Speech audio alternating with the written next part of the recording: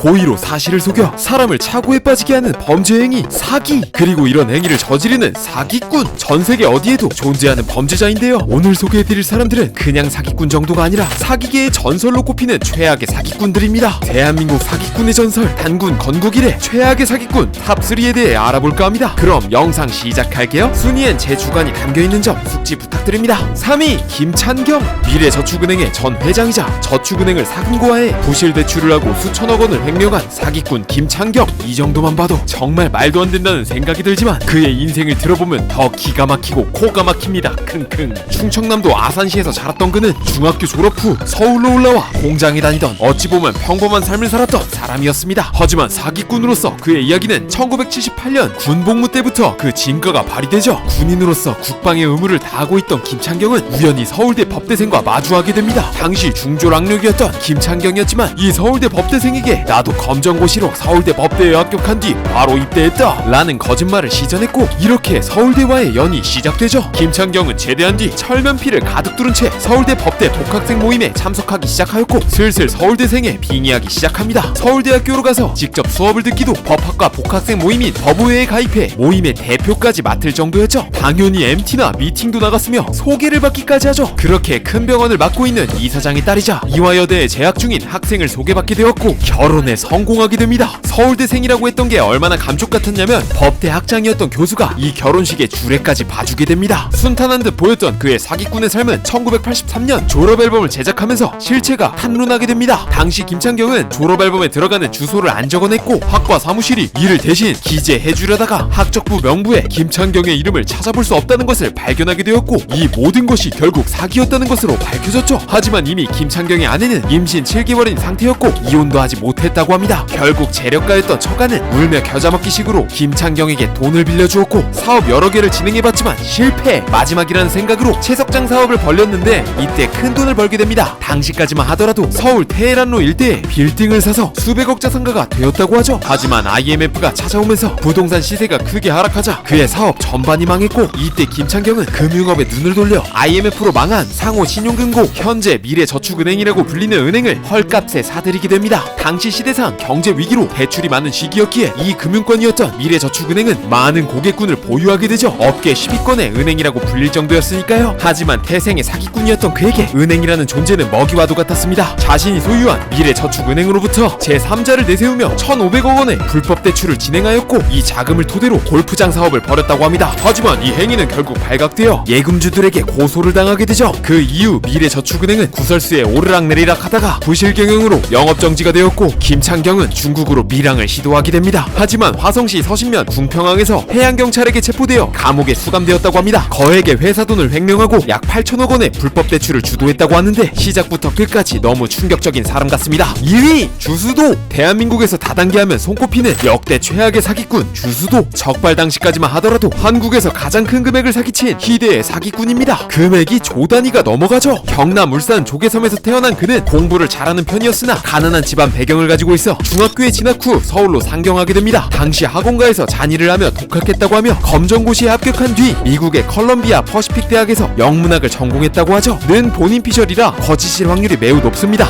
아무튼 입만 벌리면 거짓말이 자동으로 나와.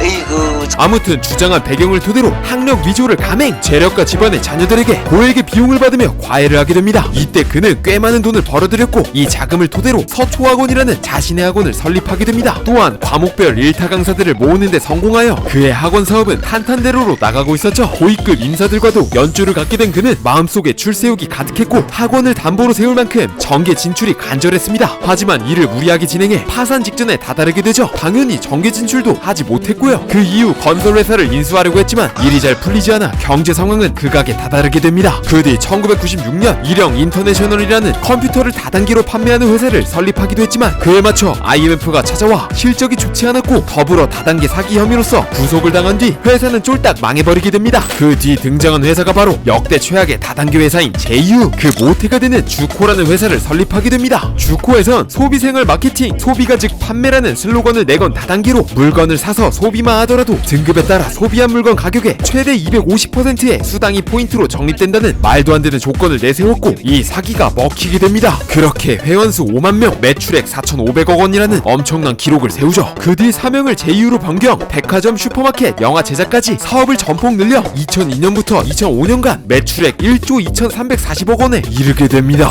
그러나 다단계 업체로서 정부에게 발각 및 판매 실태에 관한 내용이 보도되기 시작하면서 심적으로 쫄깃함을 느낀 주수도는 한탕 크게 챙길 목적으로 제2호 회원 명의를 이용한 한 주에 1,100원짜리 주식을 51,400원까지 뻥튀기 하는 루보 사태라는 역대급 주가 조작 사건을 일으키게 됩니다. 그렇게 주수도는 그대로 감옥행, 이걸로 끝인 줄 알았으나 감옥 안에서도 사기를 벌이는 기행을 벌입니다. 다른 사람의 이름을 빌려 다단계 업체 휴먼 리빙을 설립, 측근을 통해 원격 다단계 사기를 치게 됩니다. 무려 1,137억 원의 사기였죠. 변호사와의 면회 시간 때 이 사업을 원격으로 조정해 사기를 진행했다고 합니다. 그렇게 2019년 5월 출소 3개월을 앞두고 징역이 10년 추가되었다고 합니다. 그렇게 사기를 치고 감옥에서 또 사기라니 주수도 이 정도면 천생 사기꾼이 아닐까 하는 생각을 해봅니다. 1위 조이팔. 대한민국 역사상 최악의 사기꾼 조이팔. 단군 건국 이래 최대 사기범이라는 거창한 별명을 가진 사람이죠. 의료기기 영렌탈 계약을 토대로 천문학적인 돈을 사기쳐 많은 사람들을 고통 속으로 밀어넣은 장본인입니다. 과거 20대에 도박판을 돌아다니며 허드렛 일을 하던 조이팔은 친형이 일하던 다단계 업체 숙민코리아에 들어가 제대로 다단계업을 배우게 됩니다. 그리고 악마의 재능이 꽃피어지기 시작하죠. 2004년부터 시작한 그의 의료기기 렌탈 사기. 의료기기를 산 뒤 이를 빌려주면 고수익이 난다. 안마기를 440만원에 사면 회사가 관리를 해주며 매달 돈이 입금된다 라는 달콤한 이야기로 사기를 쳤죠. 그리고 이 사기는 점차 지역구를 넓혀서 전국구 49개의 센터를 운영하게 됩니다. 실제로 돈을 맡기면 이자처럼 돈이 입금되었다고 해요. 매일 평균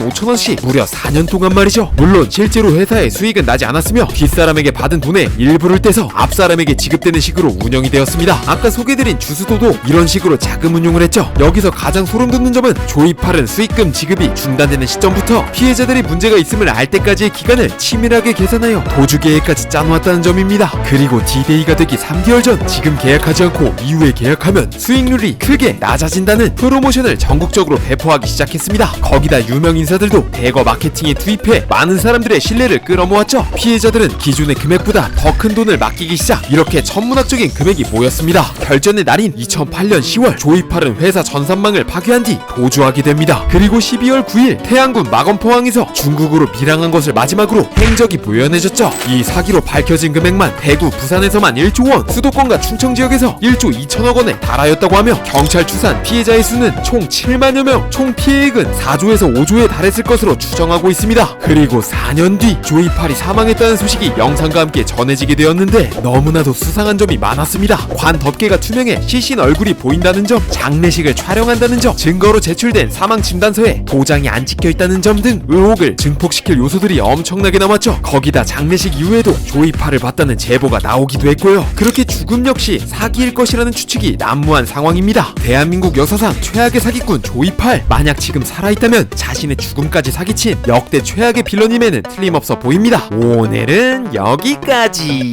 정말 사기라는 게 무서운 것 같아요. 진짜 될 것 같이 만들어 끊임없는 신뢰를 구축한 뒤 더 큰 사기를 친다라. 아무것도 모르는 사람이었다면 정말 누구라도 걸렸을 것 같습니다. 진짜 이거 꼭 기억해야 합니다. 사기꾼들이 사기를 치고자 마음먹는다면 눈 뜨고 코 베이는 상황까지 생길 수 있다는 점, 너무나도 좋은 조건이라면 의심을 한번 해봐야 한다는 점, 이 두 가지 꼭 기억하자고요. 부디 사기에 당하지 않으시길 바라면서 오늘의 영상 마무리할게요. 영상 봐주셔서 감사드리고 말차님들 정말 많이 사랑합니다. 뿅.